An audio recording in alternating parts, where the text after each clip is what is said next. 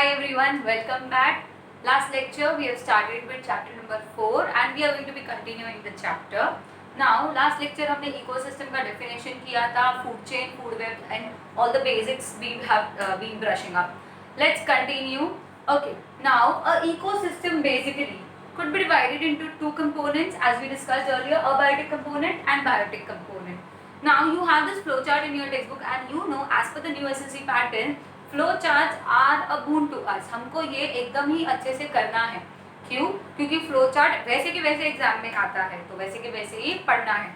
Let's solve this flow chart. Okay, ecosystem divided into two part, biotic component, abiotic component and biotic. Abiotic कौन से factors होते हैं? Abiotic factors होते हैं जिसमें air, soil, sunlight, water include होते हैं. और बायोटिक वो होते हैं जिसमें लिविंग ऑर्गेनिजम्स जैसे कि प्लांट्स और एनिमल्स इंक्लूड होते हैं. नाउ अबायोटिक कंपोनेंट में first is physical factor and the second one is chemical factors.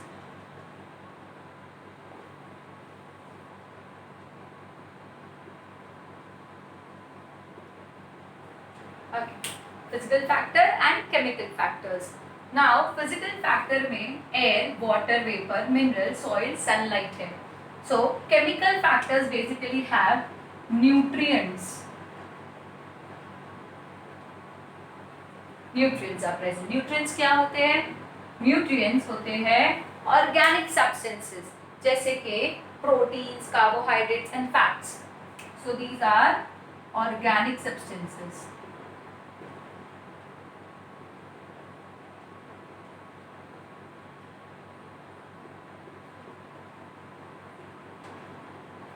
These were inorganic substances.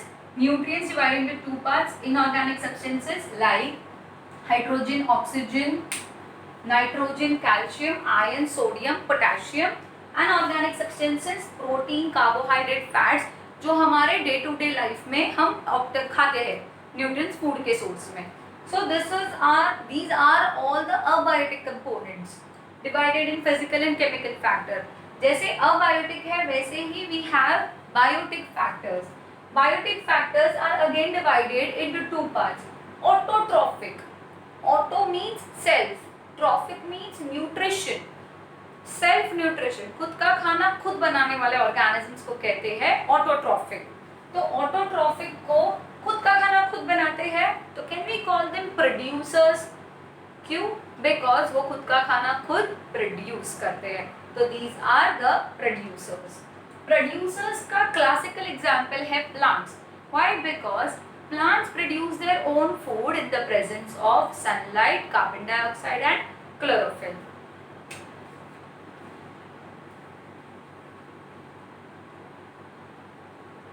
Okay. Autotrophic plants.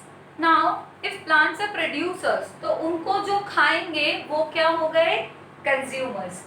अच्छा, न्यूट्रिशन के हिसाब से अगर देखें तो ये ऑटोट्रॉफिक है. तो यहाँ क्या आएगा?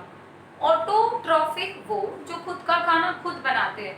तो उन लिविंग ऑर्गेनिजम्स को क्या बोलेंगे जो खुद का खाना खुद नहीं बनाते और दूसरे पे डिपेंड करते हैं?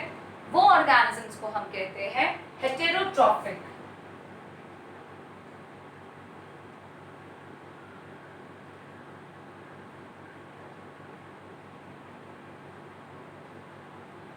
हेटेरोट्रॉफिक ऑर्गेनिजम्स जो खुद का खाना खुद नहीं बनाते हैं, दूसरों पे डिपेंड करते हैं.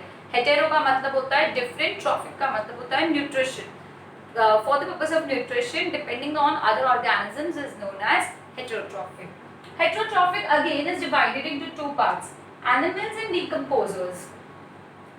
एनिमल्स तो हमको पता है जो डायरेक्टली प्लांट प्रोडक्ट कंज्यूम करते हैं. अब कौन सा ऐसा एनिमल हमको पता है? डियर. तो deer is a herbivore. Goat, cow, these are herbivorous animals. तो जितने भी हर्बीवोरस एनिमल्स हैं जो डायरेक्टली ग्रास या प्लांट का कोई भी पार्ट कंज्यूम करते हैं वो हो गए प्राइमरी कंज्यूमर्स. प्राइमरी कंज्यूमर्स को जो खाते हैं वो हो गए सेकेंडरी कंज्यूमर्स. और secondary, primary consumer and producer plant part को किसी को भी कुछ भी खाने वाले हो गए tertiary consumers. We have discussed this in the last session as well. So यहाँ पे एनिमल कौन सी कैटेगरी में आएगा? consumers.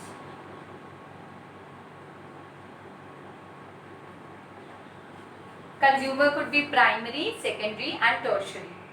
Okay, now decomposers. ठीक है, पहले हम कंज्यूमर का फ्लो चार्ट कंप्लीट करते हैं. Tertiary consumer is already mention, तो यहाँ क्या आएगा? Primary consumer. Okay, next one is secondary consumer. Okay, and the last one is tertiary consumer. Primary consumer is again having examples. Now what are the examples of primary consumer that we know?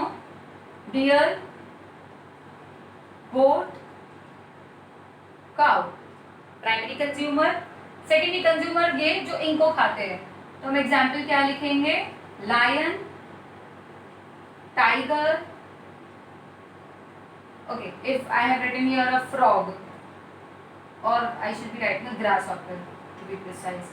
हमने ये किया भी है क्योंकि grasshopper, तो grasshopper को कौन खाता है? frog. So उस हिसाब से tertiary में कौन आएगा? humans, bear,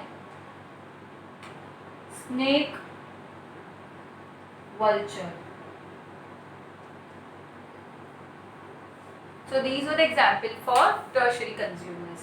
The last category of heterotrophic is decomposers. Decomposers वो organisms होते हैं जो decomposition में मदद करते हैं. यहाँ पे decomposers में कौन है? Microbes. What type of microbes? Microbes मतलब microorganisms.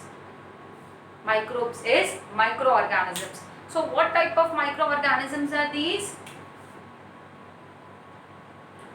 Bacteria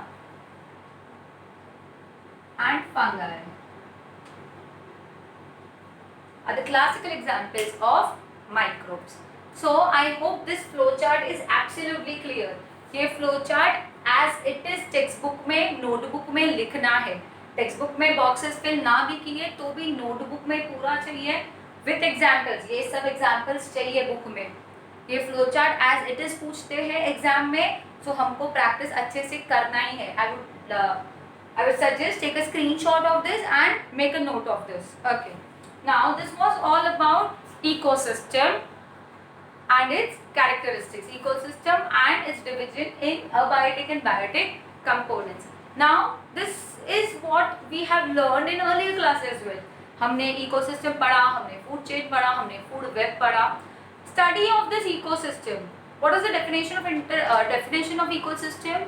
The interaction between biotic and abiotic community is known as environment, and the smallest unit of environment is ecosystem. Now study of this ecosystem is known as ecology. ये ecosystem की जो पढ़ाई करता है उसे कहते हैं ecology. Ecosystem के लिए that is about the nature thing, and logy is study. So study of ecosystem is ecology. Ecology के बारे में definition can be asked in your exam.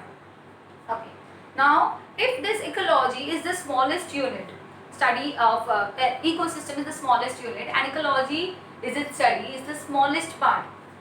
Tell me, एक छोटा सा pond ecosystem होगा? Yes. एक छोटा सा potted plant छोटा सा, वो ecosystem होगा? No.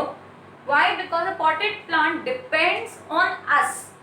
वो natural habitat में नहीं है, but एक pond या एक lake या छोटा सा stream ecosystem होगा. क्यों? क्योंकि वहाँ पे जो fishes है वो दूसरे animals के साथ interact करते हैं. आजू बाजू में जो ट्रीज होंगे वहां से बर्ड वो फिशेस को आके कैच करेंगे. तो because of this interaction ecosystem is successful. And as I discussed earlier in the last lecture that ecosystem के हर एक ऑर्गेनिज्म में उनका एक स्पेसिफिक रोल होता है. अगर वो ऑर्गेनिज्म वहां से चला गया तो उसका रोल भी निकल जाता है एंड पूरा बैलेंस बिगड़ जाता है. सो this was all about brushing up your basic part. Now there is a classical example in your textbook about a paddy field. Paddy field क्या होती है? चावल का खेत. चावल का खेत है ना, कैसा दिखता है पता है? एक नॉर्मल राइस का फार्म होता है जिसमें बहुत ऊपर तक पानी होता है। कभी मूवी में, साउथ की मूवी में शायद देखा होगा चावल का खेत, जिसमें ना एकदम ऊपर तक पानी होता है, तो एकदम स्विमिंग पूल काइंड ऑफ लगता है फार्म। तो वहां पे क्या होता है, पानी बहुत ज्यादा है, तो नेचुरली फिशेस आने लग जाती है। अब ना ये फिशेस राइस के फार्म के लिए बहुत ही ज़्यादा एडवांटेजेस है। क्या होता है, ये फार्म में नॉर्मली प्लांट्स के हाइट से कम पानी होता है, वो पानी में धीरे धीरे नेचुरली फिशेस आ जाती है। वो जो फिशेस होती है ना, वो वहाँ पे मस्कीटो ब्रीडिंग होने नहीं देती, वरना हमको पता है ना, जहाँ पे भी थोड़ा देर पानी अगर ऐसा स्टोर करके रखे तो वहाँ पे मच्छर आने लगते हैं, ब्रीड करने लगते हैं, पलने लगते हैं। नाउ व्हाट हैपेंस, ये जो फिशेस होती है ये मस्कीटोज को ब्रीड करने नहीं देती है। सो फिश मस्कीटो ब्रीड करने नहीं देगी, छोटी छोटी फिशेस, प्लस फिशेस वो पानी में अपना वेस्ट एक्सक्रीट करेगी। तो उनका जो वेस्ट होता है ना, उसमें बहुत ज़्यादा अमोनिया होता है।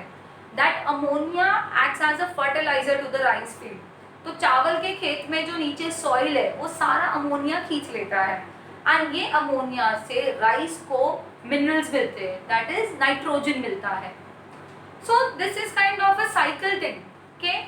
Fishes are dependent in the aquatic habitat. पानी नहीं होगा तो मछली नहीं होगी, मछली नहीं होगी तो एक्सक्रीशन नहीं होगा, एक्सक्रीशन नहीं होगा अमोनिया नहीं आएगा, मिनरल्स नहीं आएंगे।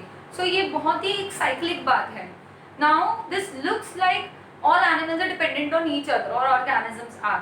They are not even dependent; they are also interacting, and they have created a ecosystem. पानी है तो पानी में प्लांट्स आएंगे, दूसरे अदर देन राइस भी, उस पे ग्रास हॉपर्स आएंगे, फ्रॉग आएगा, फ्रॉग को खाने को स्नेक आएगा, स्नेक को खाने को वल्चर आएगा, एंड फूड चेन बन जाएगी। तो ये तो बहुत अच्छा इकोसिस्टम बन गया ना। This is how a ecosystem develops gradually. अगर इसमें से एक भी ऑर्गेनिज्म निकाल दिया मैंने, समझो फ्रॉग निकाल दिया, तो ग्रास हॉपर बढ़ जाएंगे और स्नेक कम हो जाएंगे, बैलेंस बिगड़ जाएगा। This is the classical example given in your textbook about the paddy field cultivation. Now there are questions about the paddy field cultivation कि अगर कोई organism निकल जाएगा तो क्या होगा। I said imbalance हो जाएगा। फिर frog and grasshopper का individual role क्या है। Very simple, frog eats grasshopper, तो grass का population control में रहेगा। वरना अगर grasshopper का population भी बढ़ जाएगा तो बहुत सारे grasshoppers बहुत सारा grass खा लेंगे, तो उनका पॉपुलेशन ज़्यादा बढ़ना भी not a good thing here. So these are very basic questions about the paddy field cultivation. Okay, the next part in your text book is the natural environment का। They have discussed that what happens natural environment के abiotic factors का। Now what are the abiotic factors in nature? Air, water and soil. Air, water, soil plays a major role here. Sunlight तो unending source है, उसका हमको tension नहीं है। Sunlight ना हम बहुत ओवर यूटिलाइज करते हैं ना अंडर यूटिलाइज। ऐसा नहीं है कभी एक दिन बहुत धूप ले ली तो दूसरे दिन धूप नहीं मिलेगी, बट पानी, सॉइल या एयर अगर खत्म हो गए तो वापस नहीं मिलेंगे। सो एटमॉस्फेयर में air, water, soil are actually playing a major role to sustain the environment. Okay, then there are artificial environment which is also affecting the natural environment directly और इनडायरेक्टली। आर्टिफिशियल एनवायरमेंट मतलब क्या हो जाता है, that if I construct on myself, construct environmental situation. जैसे कि मैंने खुद एक गार्डन बनाया, तो गार्डन हवा में तो नहीं बनाया ना, ज़मीन पे बनाया है। तो वो ज़मीन पे जहाँ पहले अच्छी सॉइल होगी, क्योंकि गार्डन के लिए सॉइल अच्छी चाहिए, वो सॉइल पे पहले अच्छे ट्रीज होंगे। तो मैंने क्या किया, पहले ट्रीज को काटा, सॉइल को पूरा टिलअप किया, टिलअप करना मतलब ऊपर नीचे किया, फिर खुद वहाँ पे मेरे को जो ब्यूटीफुल फ्लावर्स वाले प्लांट्स चाहिए उनके सीड्स डाले, फिर ब्यूटीफुल फ्लावर्स को ग्रो किया और फिर मेरा गार्डन बन गया। तो मैंने एक आर्टिफिशियल चीज़ करने के लिए, मेरे मर्जी का गार्डन बनाने के लिए जो नेचुरल चीज़ थी उसको स्पॉइल कर दिया। So artificial environment is also affecting the natural environment directly और indirectly, be it biotic factor और अबायोटिक फैक्टर। चाहे वो कुछ सॉइल हो, लाइक मैंने जब वो ट्रीज काटे तो सॉइल भी तो खराब हो गई ना। People, you must be knowing this, लोग पता है ना वो शिफ्टिंग कल्टिवेशन करते हैं। क्या होता है, कुछ लोगों को ना, फार्मर्स को जब ज़मीन नहीं मिलती फार्मिंग के लिए, तो वो क्या करते हैं, कहीं पर भी आजू बाजू में अगर कोई ऐसा वाइल्ड एरिया देखते हैं, वाइल्ड स्पेस जहाँ पे ऐसे जंगली झाड़ वगैरह सब है, तो they would go there and then they would burn that area, पूरा जला देंगे। जला के पूरा एरिया जब साफ हो जाएगा ना तो उधर नए से प्लांट्स ग्रो करना चालू कर देंगे. So this is something which is very surprising. क्यों? क्योंकि वो कार्बन की वजह से अंदर से क्या होगा, ज़्यादा से ज़्यादा न्यूट्रिएंट्स आएंगे. Okay. Now, basically environment is consisting two basic factors, biotic and abiotic factor. The definition mark करना है, science that deals with the study of interaction between biotic and abiotic components is known as ecosystem, and study of an ecosystem is known as ecology. Environment consists of many ecosystem. Ecosystem aquatic हो सकता है, terrestrial हो सकता है, aerial हो सकता है. We have studied about many ecosystems in our earlier classes, that is in 9th standard as well. Now, which are the cycles which are operational in the environment and what is their importance? हमने last year ये chapter 9th standard में ये भी किया था chapter में that what are the cycles? Water cycle, carbon cycle, oxygen cycle, nitrogen cycle. ये cycles हमने किए थे जिसमें हमने ये देखा था कि कहाँ से ऑक्सीजन डिराइव होता है, बनता है, फोटोसिंथेसिस, एंड कहाँ जाके वापस उधर ही सेम पोजीशन पे पहुंच जाता है. We did that for carbon, we did that for nitrogen, and nitrogen का तो काफी डिटेल में किया था हमने, nitrogen fixation. What is the importance? अगर ये साइकिल्स नहीं होंगे तो एसेंशियल कंपोनेंट्स जैसे कि कार्बन डाइऑक्साइड, ऑक्सीजन, नाइट्रोजन जो खत्म हो जाते हैं वो वापस मिलेंगे नहीं. तो थैंक्स टू द साइकिल कुछ भी चीज खत्म नहीं होती. Environmental balance is maintained through continuous operation of various natural cycles. Balance है thanks to the cycle. अगर balance नहीं होगा तो cycle बिगड़ जाएगा. कौन से cycles हम already पढ़ चुके हैं? Water cycle, carbon gaseous like nitrogen, oxygen and carbon dioxide. Environmental balance is also maintained due to various food chains of the ecosystem. ये भी मैंने बताया कि अगर कोई भी food chain disturb कर दी जाए, एक भी एनिमल, जैसे कि अभी बहुत ज़्यादा टाइगर्स को हंट डाउन करते हैं, so people keep saying save tiger. अब ये सेव टाइगर इसलिए नहीं बोल रहे उनको देखने को मज़ा आ रहा है टाइगर को, ऐसे नहीं कह रहे एनवायरमेंटलिस्ट. वो बोल रहे हैं टाइगर को बचाने को, क्योंकि टाइगर को बचाने से ही एनवायरनमेंट बचाया जा सकता है. I tell you how. अगर नंबर ऑफ टाइगर्स कम होते जाएंगे तो टाइगर्स जिसको खाते हैं वो बढ़ते जाएगा. टाइगर किसको खाते हैं? For example we will say deer. ठीक है. नाउ अगर टाइगर की पॉपुलेशन कम हो जाएगी तो डियर की पॉपुलेशन बढ़ जाएगी. डियर की पॉपुलेशन बढ़ जाएगी तो डियर किसको खाता है? Plants, grasses. तो ग्रास की पॉपुलेशन कम हो जाएगी तो प्लांट कम हो जाएंगे ना. प्लांट कम हो जाएंगे, फोटोसिंथेसिस कम होगा. फोटोसिंथेसिस कम होगा, ऑक्सीजन कम होगा. ऑक्सीजन कम होगा, हम क्या करेंगे? लगता है ऐसा देखने से कि टाइगर एक आध कम भी हो गया तो क्या फर्क पड़ जाएगा? बहुत फर्क पड़ेगा. हर एक एनिमल का, हर एक ऑर्गेनिज्म का नेचर में कुछ रोल है. मूवी में एक कैरेक्टर भी अगर मिसिंग होगा तो मूवी की स्क्रिप्ट बिगड़ जाती है. वैसे ही नेचर में एक एनिमल भी अगर कम हो जाता है तो नेचर का बैलेंस बिगड़ जाता है. तो every organism plays a very important role here.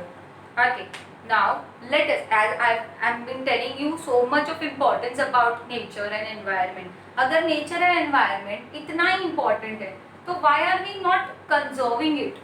And what is the need behind its conservation? Let us study about it. Human existence is totally impossible without the existence of nature. Hence it is basic responsibility of the human beings to conserve and preserve the nature. It is said that ये जो earth हमको मिला है ना, ये हमारे father और grandfather की जायदाद नहीं है, प्रॉपर्टी नहीं है. ये हमको लीज पे मिला है, भाड़े पे मिला है. हमारी रिस्पॉन्सिबिलिटी है कि आज हम जब रह रहे हैं इस पे, इसका ध्यान रखें ताकि फ्यूचर जनरेशन भी इस पे आकर रह सके. You must be knowing Mahatma Gandhi has quoted one of the most important quotes here about the environment, that earth can satisfy everyone's need but not the greed. हमारी ज़रूरत का सामान अर्थ हमको दे सकता है बट हमारे लालच का सामान नहीं. ज़रूरत जितनी है उतना है हमारे पास, बट अगर हम लालच करेंगे, ग्रीड करेंगे तो हम किसी और के हिस्से का ले रहे हैं एंड बैलेंस बिगाड़ रहे हैं अर्थ का, और एनवायरनमेंट का बैलेंस बिगड़ जाएगा तो we already know that what kind of consequences we can see. Okay, let us move further to environmental conservation. Which factors affect the environment and how? कौन सी फैक्टर्स अफेक्ट करते हैं? पोल्यूशन। एनवायरमेंट का सबसे बड़ा दुश्मन कौन है? पोल्यूशन, प्रदूषण। It is all because of pollution that environment is degrading day by day. कैसे? बहुत सारे तरीके हैं, air pollution, water pollution, soil pollution. तो ये सारे अलग अलग टाइप के जो पोल्यूशन होते हैं, ये अलग अलग बायोटिक फैक्टर, अबायोटिक फैक्टर को स्पॉइल कर रहे हैं। अगर एयर नहीं होगी तो हम ब्रीथ कैसे करेंगे? वाटर नहीं होगा तो हम जिएंगे कैसे? अगर सॉइल नहीं होगी तो प्लांट्स कैसे आएंगे? This is so simple. ये चीजें हम बना नहीं सकते हैं, तो जो है उसी पे हमको काम चलाना है। तो अगर इसी पे हमको काम चलाना है तो इनका ध्यान रखना पड़ेगा, इनको कंजर्व करना पड़ेगा। What will happen if number of consumers in the environment goes on increasing gradually? Very simple thing. अगर number of consumer बढ़ जाता है तो क्या कम होगा? Number of producers. Simple.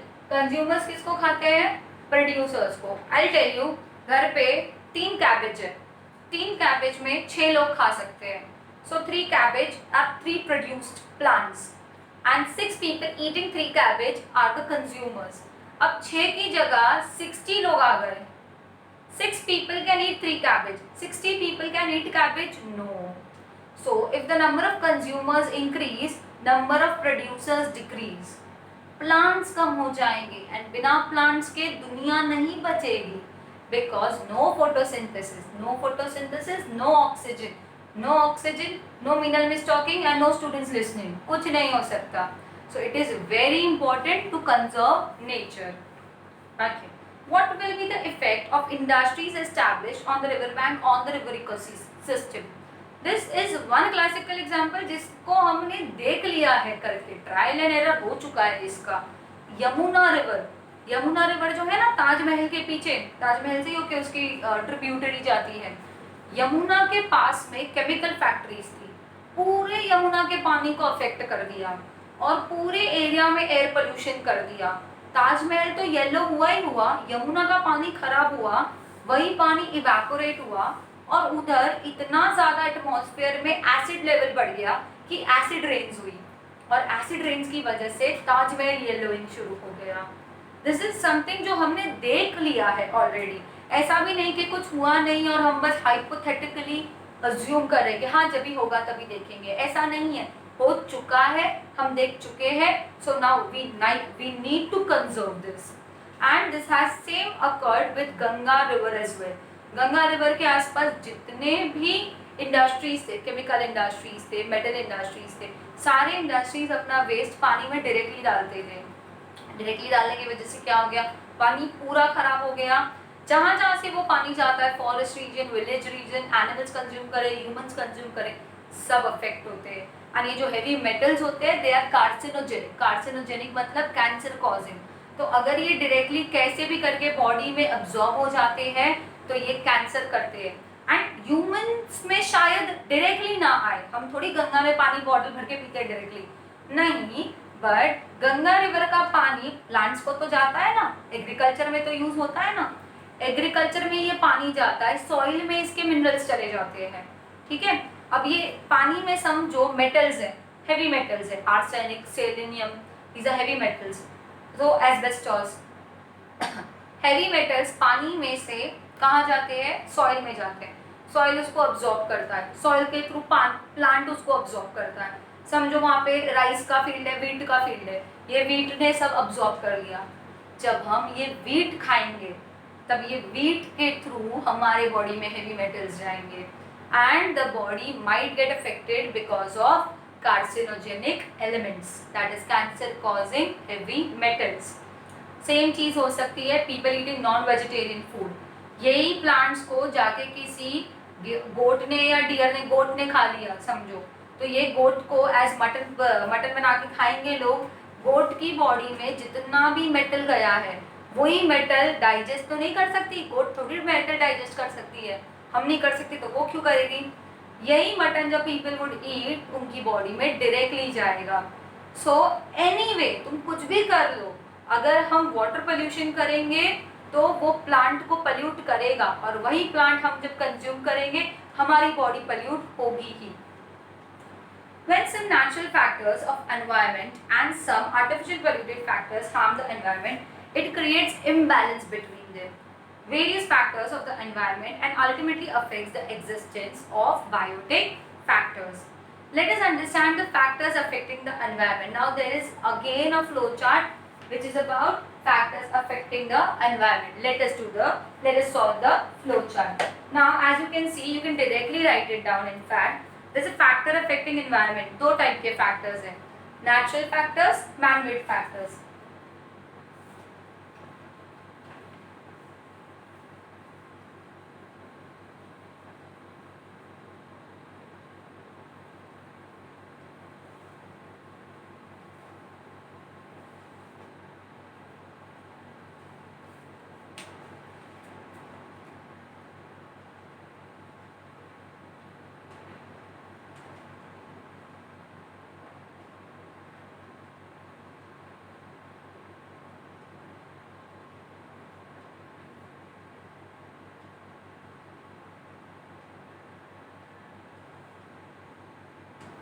Okay, we have two types of factors. Natural factors, which are actually affecting the environment, and artificial man-made factors.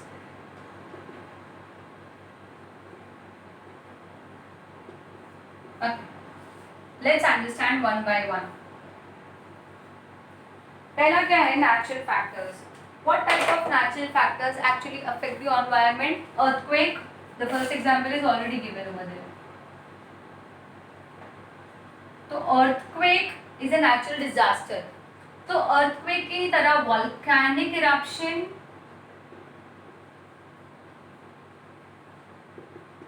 volcanic eruption होता है ना, volcano फूटता है, natural disaster, pollution करता है ना, ये भी तो environment को affect करता है ना. Yes. Okay. What else? What natural factor do we know? Floods.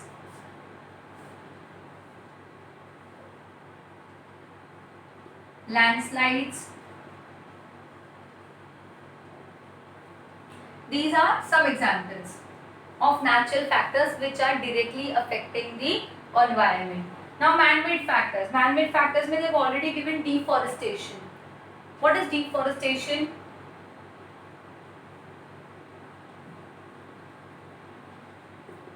What do you understand by the term deforestation? झाड़ काटना. ठीक है. What else? Industrial development.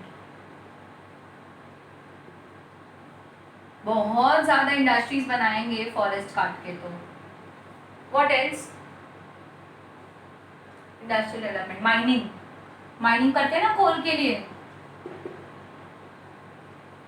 What else? Mining of crude oil, coal, man-made factors. Infrastructural development. Infrastructural development. जैसे अभी वो आरे का construction किया है, सारे झाड़ काट दिए और वहाँ पे मेट्रो शेड बना दिया, तो इंफ्रास्ट्रक्चर के चक्कर में क्या कर दिया? इंफ्रास्ट्रक्चर बनाने के चक्कर में इन लोगों ने एनवायरनमेंट का नुकसान कर दिया. Infrastructural development and there are many more. So you have to fill up this flow chart as well. सारे फ्लो चार्ट फिल अप करने हैं देयर एंड देयर, कुछ भी छोड़ना नहीं है बुक में. Okay, so this was all about factors which are affecting the environment. At present, many environmental problems have been arising due to the effect of various natural and artificial factors on the earth. Environmental pollution is one of the most important factor. Generally, किसी भी material का contamination होता है pollution की वजह से. Contamination मतलब क्या? गंदा हो जाना, साफ नहीं रहना, खराब हो जाना. किसकी वजह से होता है? Pollution. Unnecessary and unacceptable change in the surrounding environment due to natural events or activity is called as environmental pollution. Definition. Unacceptable जो सही नहीं है, sudden but हो चुका है, जो natural events में जो चीज़ naturally सही थी उसको खराब कर दिया, contaminate कर दिया, उसे कहते हैं environmental pollution. That is directly or indirectly the changes could be physical, chemical or biological. Physical change, पानी का कलर खराब हो जाना क्योंकि उसके अंदर ऑयल डाल दिया. केमिकल चेंज, पानी एसिडिक हो जाना क्योंकि उसमें एसिड डाल दिया। ओके, बायोलॉजिकल चेंज, पानी से मलेरिया, डेंगू, टाइफाइड हो जाना, क्यों? क्योंकि उसमें वेस्ट डाल दिया। तो ये 3 टाइप का example I gave you for water pollution. Same is for air and soil. हर एक कंपोनेंट अफेक्ट हो सकता है और उसको केमिकली, फिजिकली, बायोलॉजिकली पोल्यूट कर सकते हैं, बट ये पोल्यूशन ही रोकना है। The conservation is what is required. Okay, now what else we can do? Various reasons like population explosion. Population explosion तो बहुत बड़ा प्रॉब्लम है। इतना पॉपुलेशन बढ़ गया, छोटी सी जगह में इतने सारे लोग रहते हैं, पॉपुलेशन बढ़ेगा तो एनवायरनमेंट पे तो स्ट्रेस आएगा ही ना। फास्ट इंडस्ट्रियलाइजेशन, सबको धड़ाधड़ इंडस्ट्री बनानी है तो झाड़ काट काट के इंडस्ट्री बनाएंगे। झाड़ काट के इंडस्ट्री बनाएंगे तो क्या कर रहे हैं? पोल्यूशन ही तो कर रहे हैं ना। Okay, and indiscriminate use of natural resources. Indiscriminate मतलब सोचे समझे बिना हम तो यूज करेंगे, तुमको जो करना है कर लो। हम तो सारा पेट्रोल यूज करेंगे, बचे या ना बचे। 10,000 साल पहले डायनासोर मरे थे इसलिए आज पेट्रोल है। अब कौन मरेगा वापस पेट्रोल बनाने के लिए? Nobody is thinking that. सारा पेट्रोल खत्म हो गया, सारा ऑयल खत्म हो गया, कौन से डायनासोर वापस मरने हैं ताकि वापस पेट्रोल बन जाए? But nobody will think like that. So it is indiscriminate use. We should, ऐसा नहीं है रिसोर्सेज यूज नहीं करने, है ही यूज करने के लिए, बट थोड़ा आराम से करो। उतना ही करो कि आगे दूसरे दिन, तीसरे दिन, चौथे दिन भी चले। people just keep using it। आज ही सारा यूज कर लेंगे। ये अपना इंटरनेट के पैक का जैसा नहीं है कि 12 बजे के बाद नया वापस आ जाएगा, रिन्यू हो जाएगा। पेट्रोल खत्म हो गया, ऑयल खत्म हो गया, बस खत्म हो जाएगा। उसके बाद इसका कोई ऑल्टरनेटिव सोर्स हमने बहुत ज़्यादा यूज़ किया नहीं है अभी तक, है बट हमको आता नहीं है और हमने ज़्यादा यूज़ किया नहीं है, तो दुनिया रुक जाएगी if all the petrol and oil reserves would get replenished. Okay, deforestation and unplanned urbanization. Unplanned urbanization क्या है? मस्त जगह दिख रही है, मस्त माउंटेन है, मस्त सीनरी है, चलो यहाँ पे सब कुछ काट के बिल्डिंग बनाते हैं। बिल्डिंग बनाएंगे, 18 फ्लोर का बिल्डिंग बनेगा, मस्त। उन लोगों को बिल्डिंग के बैनर पे लिखेंगे यहाँ से माउंटेन व्यू है। अरे बट कौन सा माउंटेन व्यू? माउंटेन तो तुम काट चुके हो, झाड़ तो तुम काट चुके हो, और जो आजू बाजू में माउंटेन बाकी है वो एनिमल्स वहाँ रहते हैं। पार्किंग लॉट में लेपर्ड आएगा, फिर आएगा ही ना। तुम जंगल के बीच में जाके बिल्डिंग बनाओगे। अनप्लान्ड अर्बनाइजेशन कहते हैं इसे। यू मस्ट हैव सीन, बड़े बड़े बोर्ड लगा देते हैं हाईवे पे, माउंटेन व्यू, अलग अलग टाइप के बर्ड्स आते हैं, बहुत मस्त हवा आती है। अरे जंगल में हवा और बर्ड्स आएंगे ना, और क्या आएगा? उधर नीचे तो लिखो कि सरप्राइज पार्किंग लॉट में लेपर्ड भी आएगा। Okay, so these unplanned urbanization is also responsible for environmental pollution. Now, what are the types of pollution that we know? Air pollution, water pollution, soil pollution, radioactive pollution. What do we mean by natural and artificial pollution? जो हमारी गलती नहीं है, बस natural disaster की वजह से हो गया। जैसे कि वोल्केनिक इरप्शन हो गया, अभी हो गया तो हो गया, हम क्या करें? ढक्कन थोड़ी लगा सकते वोल्केनो को, फूट गया तो फूट गया। सो उसकी वजह से जो एयर पोल्यूशन होगा वो नेचुरल हो गया, बट हमारे बॉम्ब उड़ने की वजह से जो एयर पोल्यूशन हुआ वो मैन मेड हुआ ना, वो आर्टिफिशियल पोल्यूशन है। Pollution is a broad concept. Various types of pollution, air, water, sound and radioactive pollution could be seen. Ultimate adverse effect is directly on all living organisms, and it has become the need of the hour to conserve environment. We have studied many types of pollution पहले भी, and we are going to understand about conservation in this chapter. Now again there is a huge table in your textbook. वो table भी fill करके बहुत अच्छे से learn करना है. We will just fill up the table very fast, very quickly, and that would be the end of the part. In the next lecture, we would start with need for environmental conservation.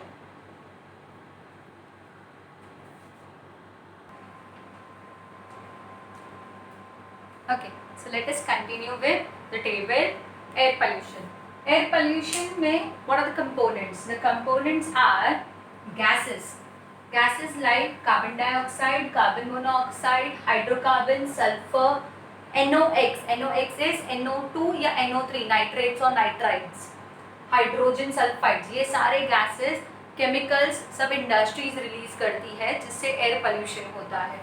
Now sources, industrial waste. Industries जो अपना waste gas के form में release करती है, chimneys के through. Domestic waste, जो हमारे घर से भी थोड़ा बहुत जो भी धुआं वगैरह निकल जाता है। Spraying of pesticides and insecticides, farm में मच्छरों को और कीड़ों को मारने के लिए जो स्प्रे करते हैं, हमारे यहाँ पे डोमेस्टिक लेवल पे भी करते हैं, वो डीटीटी के लिए आते हैं ना, ज़ुज़ुज़ु करके स्प्रे करते हैं, that spray is also very harmful. Okay, construction sites, construction site का भी, ये मेट्रो का काम चल रहा है हाईवे पे, तो इतना ज़्यादा सीमेंट का पोल्यूशन होता है, and that cement pollution is so heavy that it goes inside and it settles on the lungs and automobiles। ये तो बहुत ही बड़ा प्रॉब्लम है। The whole world is trying to get a solution for this, that vehicular pollution का क्या किया जाए। जो ऑटोमोबाइल्स है, जो गाड़ियाँ है, बाइक है, पब्लिक ट्रांसपोर्ट है, उसका pollution can not be controlled very fast, but इसको बस एक ही चीज़ कर सकते हैं कि number of vehicles should be restricted. ऐसा एक पर्सन बड़ा सा 4 व्हीलर 8 व्हीलर कार लेके निकलता है, 6 व्हीलर कार लेके निकलता है, is absolutely wrong. People should start using public transports. Now what are the effects of air pollution? Lung disease like asthma, it may cause lung cancer, emphysema, degradation of crops. अभी इतना ज़्यादा pesticide, insecticide या कोई chemical का धुआं होगा, crops खराब होंगे ना, यही क्रॉप्स हमारी बॉडी में जाएंगे तो हमारी बॉडी में भी प्रॉब्लम्स क्रिएट करेंगे। Increase in road accidents, Delhi में तो ये बहुत बड़ा प्रॉब्लम है। दिसंबर के महीने में, दिसंबर जनवरी के टाइम पे the students have a very good time. हमको तो नया नया ये लॉकडाउन मिला है दिल्ली में, तो जनवरी में और दिसंबर में ज़्यादातर स्कूल बंद ही होती है। क्यों? या स्कूल का टाइम लेट हो जाता है, बिकॉज सुबह सुबह इतना ठंड की वजह से there is smog. What is smog? Smoke plus fog, smog. तो ये स्मॉग इतना होता है कि स्कूल बस ड्राइव नहीं कर सकते हैं एंड रोड एक्सीडेंट्स बढ़ जाते हैं। प्लस जो बच्चे हैं, if they are going to inhale so much of pollution, सबको ही ब्रोंकाइटिस, दैट इज लंग का प्रॉब्लम हो सकता है, विंड पाइप का प्रॉब्लम हो सकता है, एस्थमा हो सकता है। सो वो प्रिवेंट करने के लिए वहाँ पे छुट्टी देनी ही पड़ती है, इतना पोल्यूशन का प्रॉब्लम है। I have just seen so many post on the social media कि right now because of this lockdown vehicles चल नहीं रहे हैं, बहुत अच्छा कंट्रोल आ गया एयर पोल्यूशन में, एंड दिल्ली में एक्चुअली लोग एक दूसरे को क्लियरली देख पा रहे हैं। प्रोबेबली दिस विंटर्स इतना पोल्यूशन नहीं होगा वहाँ। Let's see. Okay, now what are the effects? Lung disease, अच्छा discuss. Control measures, strict restriction on chemical and metal industries. Chemical और मेटल इंडस्ट्रीज को है ना, स्ट्रिक्टली गवर्नमेंट का रूल होना चाहिए कि उनका जो गैस रिलीजिंग चेम्बर है, वहाँ पे बड़े बड़े डिवाइसेस होते हैं। There are multiple devices, of course crores rupees का प्रोजेक्ट होता है, बट वो डिवाइस एक बार वहाँ फिल्टर की तरह फिट कर दिया तो वो जो हवा निकालेंगे ना, वो हवा फिल्टर होके निकलेगी, तो पॉल्यूशन करने वाली चीज़ें उसी में रह जाएगी और अच्छी हवाएं निकलेगी। समझो? हमारे नॉर्मली जैसे कि हमारा स्पॉन्ज कैसा काम करता है, स्पंज कचरे को अपने में फंसा देता है। स्पंज को किसी भी साफ जगह पे पोंछो तो all the dirt is been absorbed by the sponge. वैसे ही बड़े बड़े डिवाइसेस होते हैं जिनको अगर चिमनी पे लगा दे तो सारा गैस में से कचरा they would be trapping. Okay, industries, prevention of burning fossil fuels, ज़्यादा नहीं चलाने पेट्रोल ऑयल ताकि पोल्यूशन कम हो। Control on pesticides and insecticides. So I would also ask you to take a screenshot of this as well and complete the table। ये तो notebook में चाहिए ही पूरा, इसका अच्छे से स्क्रीनशॉट लेके इसको नोटबुक में आज के आज ही लेक्चर देखने के बाद ही तुरंत लिखना है। Okay, this was air pollution. The next one is water pollution. I hope you people have taken a good screenshot of this because ये नोटबुक में चाहिए, टेक्स्ट बुक में नहीं है ये, और ये टेबल आ सकता है individual question air pollution, water pollution के लिए। We go for the next one, water pollution.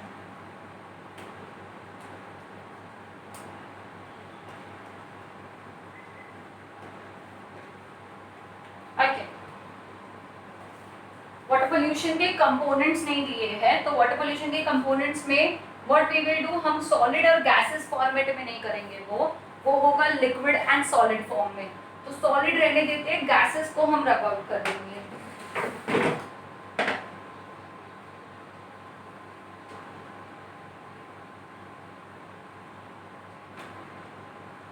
So we have liquids here. Okay. Now what are the components that we are going to write in liquids? Acids,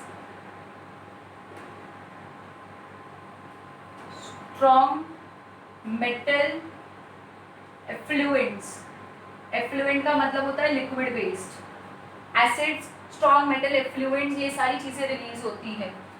chemicals, polish, oils etcetera.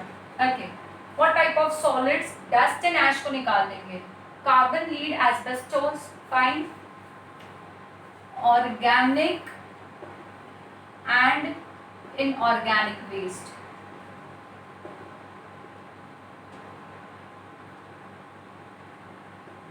That is the extra point. Solid में organic and inorganic waste, carbon, lead, asbestos etcetera. Okay, what are the source? Source almost same रहेगा, industrial waste, source तो text book में ही है, industrial waste, domestic waste, sewage, gutter का पानी। Okay, chemical discharge from industries, pesticides used in agriculture, same thing, construction sites और automobiles निकाल देंगे। Now what are the effects? Effects absolutely change होगा। वाटर पोल्यूशन का इफेक्ट क्या होगा? Diarrhoea, that is stomach infection, अगर वो पानी पी लिया तो, अगर वो पानी प्लांट्स में चला जाता है तो डिग्रेडेशन ऑफ प्लांट्स,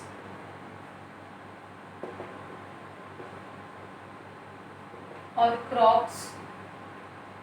ओके, अगर वो पानी एनिमल्स खा लेते, पी लेते हैं, तो पानी वो एनिमल्स के पीने के बाद animals, okay, that would also go in stomach infection, diarrhoea, water borne disease.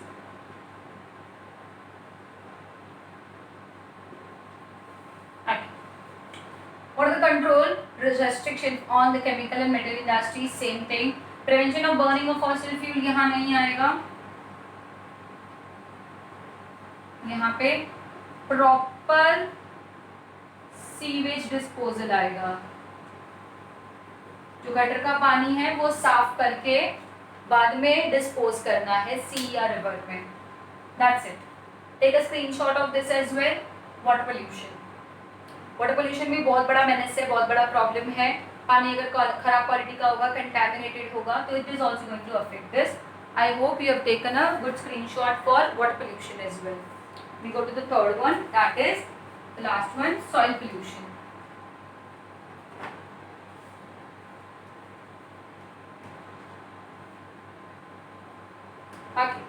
Soil pollution, soil pollution के कंपोनेंट्स क्या होंगे? Liquids and solids would remain same, gases यहाँ पर भी नहीं होंगे, सिर्फ एक चीज बढ़ जाएगी, दैट इज सोर्सेज में industrial waste, domestic waste, sewage waste, spraying of pesticides and insecticides नहीं, chemical fertilisers,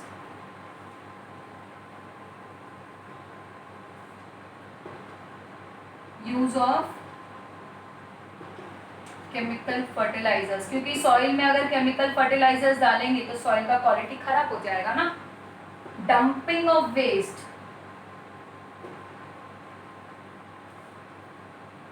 waste in landfill, वो खड्डा खोद के कचरा अंदर डाल देते हैं, ऐसे सॉइल क्वालिटी खराब होती है। What else for soil pollution? That's it etcetera. Now what are the effects of soil pollution? Effects are already given, that is soil erosion, retarded growth of plants, that is reduced, retarded का मतलब होता है reduced,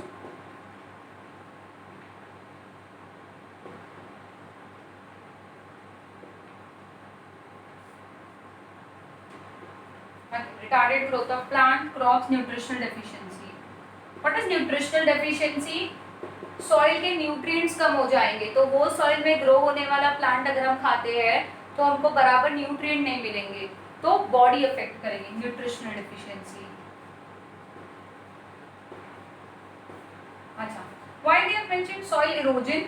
soil erosion का मतलब होता है अगर हम सारे फॉरेस्ट यहाँ पे, इसीलिए सोर्स में we can also add deforestation,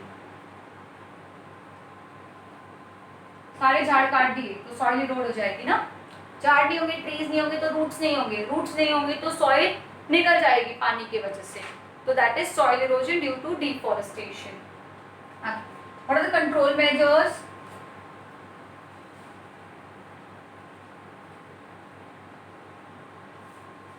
preventing use of chemical fertilisers, बिल्कुल यूज नहीं करने हैं केमिकल फर्टिलाइजर्स, बिकॉज उससे क्या होगा, सॉइल की क्वालिटी अफेक्ट करेगी। व्हाट एल्स, और क्या कर सकते हैं हम, afforestation. What is afforestation? Afforestation का मतलब होता है ज्यादा से ज्यादा झाड़ लगाने हैं। ओके, और क्या कर सकते हैं हम, वेस्ट मैनेजमेंट।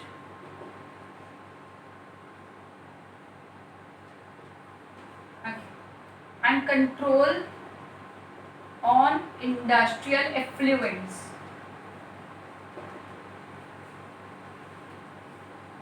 इंडस्ट्रीज को अपना लिक्विड वेस्ट बाहर निकालने नहीं देंगे। So this was all about soil pollution. Take a screenshot of soil pollution as well, इसको भी अच्छे से नोटबुक में लिख दो। ये एक इंडिविजुअल क्वेश्चन आएगा, राइट अबाउट सॉइल पोल्यूशन, तो ये सारी चीजें लिखनी है एक शॉर्ट नोट के जैसे, इसलिए मैंने अलग अलग बताया है कि ये इंडिविजुअली आता है तो इंडिविजुअली पढ़ना है। The last one is radioactive pollution which is already there in your text book. I just explain you. Radioactive pollution can occur due to two reasons: natural, artificial. Naturally by UV rays, UVA rays, infrared rays, which is naturally, and artificially by X-rays. Okay, and also by atomic energy plants. जो atomic energy plants होते हैं जहाँ पे atomic research होता है, atomic power plants. Chernobyl incident अगर तुमको पता होगा, रशिया में बहुत बड़ा ब्लास्ट हुआ था। चेर्नोबिल एक एटॉमिक पावर प्लांट था जहाँ पे एक साइंटिस्ट की लापरवाही से एक एस्बेस्टोस और लेड का ये एटॉमिक पावर प्लांट का चेम्बर था जो मेल्ट होने लग गया। मेल्ट होने की वजह से इतना बड़ा ब्लास्ट हुआ कि वो ब्लास्ट की वजह से पूरा चेर्नोबिल घोस्ट टाउन बन गया। चेर्नोबिल को घोस्ट टाउन बोलते हैं because nobody is living over there. Okay, Windscale and 3 mile islands, ये भी दो बहुत बड़े इंसिडेंट्स हैं, you can Google these. Mishaps are the major mishaps of the world till present. Thousands of people have been affected long term. Radioactive का कैसा है पता है, एक्सीडेंट के बहुत सालों के बाद भी उसका इफेक्ट दिखता है, रहता है बहुत उनकी जनरेशन टू जनरेशन में। Some of the effects of radiation are as follow: cancerous ulceration, अगर कोई रेडियो एक्टिविटी के आजू बाजू में आ जाता है तो उसको कैंसर होने के 100% चांसेस है। दैट इज द रीजन कि ये जो साइंटिस्ट होते हैं वो कम्प्लीटली एक्सपोजर से दूर रहने की कोशिश करते हैं, और अगर कोई एक्सपोजर में आ गया तो that person itself has to give up on this. Ulcerations occurs due to higher radiations of X-rays. Tissues in the body are destroyed. Body के जो टिश्यू है, इंपॉर्टेंट टिश्यूज क्या है, हमारी बॉडी के ग्रुप ऑफ सेल्स। कोई अगर UV rays या एक्सरेज, तुम लोग ने आज तक किसी ना किसी ने कोई ना कोई छोटी छोटी चीज का तो एक्सरे करवाया होगा। देखा है कभी वो एक्सरे करने वाला जो बंदा होता है हमको बिठा के दूर चला जाता है, उधर खड़े नहीं रहता है, क्योंकि अगर वो उधर खड़ा रहा, रोज ऐसा एक्सरे का एक्सपोजर लेते रहा ना, 10 दिन के ऊपर टिकेगा नहीं, उसको तुरंत कैंसर हो जाएगा। Because x-rays are so harmful. You must be thinking तो हम क्यों जाते हैं, हम जाते हैं because that is once in a blue moon. हम थोड़ी रोज हड्डी का एक्सरे करवाने जाते हैं, that is a different thing, और बहुत ही कम टाइम का एक्सपोजर होता है, तो उससे कुछ होगा नहीं, हमको करने से कुछ नहीं होता है। बट जो वहाँ काम करता है, अगर वो रोज एक्सरे का एक्सपोजर लेगा तो उसको जरूर हो जाएगा कुछ ना कुछ। जेनेटिक चेंजेस अगर, अगर कोई रेडिएशन के इसमें आ जाता है, एटॉमिक रेडिएशन के रेडियस में आ जाता है, देन उसका जीन्स, उसके जीन्स ऑल्टर हो जाते हैं, म्यूटेशन, तो हो सकता है उसको कोई जेनेटिक डिसऑर्डर हो जाए, that we have already studied in 9th standard. Vision is adversely affected, आँख का problem, night blindness, colour blindness, genetic problems ये है जो हो सकती है, या बचपन से blindness, that is childhood infancy blindness बोलते हैं, मतलब बच्चा पैदा ही ब्लाइंड हुआ है, तो ये सारी प्रॉब्लम्स हो सकती है रेडियोएक्टिव पोल्यूशन से भी। So this was all about types of pollution. Now the next part of the chapter is how will we conserve and what is the need for environment conservation, which we will be studying in the next session. Till then take care of yourself. I am hoping कि ये सबका screenshot लेके सारे notebook में points, text book में points you must be writing. See you soon, bye bye.